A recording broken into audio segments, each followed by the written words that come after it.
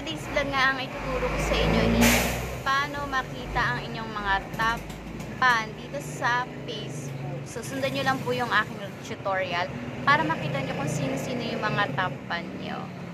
Ayan, hi mga kauni, ngayon ituturo ko sa inyo kung paano makita yung top fan nyo. So, pupunta lang tayo sa ating Facebook.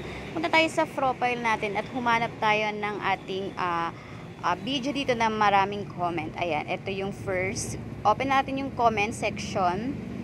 Ayan, pag nakita nyo na yan, hanapin nyo yung all comments natin. Ayan, so makikita nyo dyan, meron kayong top fan na lalabas. Hanapin nyo lang guys. So, eto sa akin si Miss Yoli. Ayan, bibilugan ko siya. Ayan.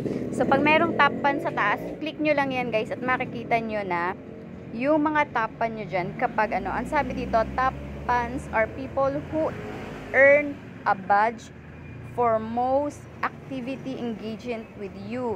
The badge show up when they comment to recognize their effort. So, ibig sabihin guys, makikita nyo siya kapag may nagko-comment sa inyo, yung lalabas yung top fan sa taas. So, ayan yung mga top fan nyo. Ayan, di ba? Yan yung mga loyal engagement nyo.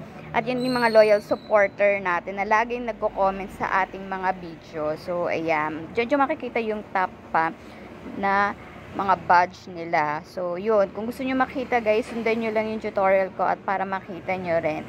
Yun lang. Thank you for watching.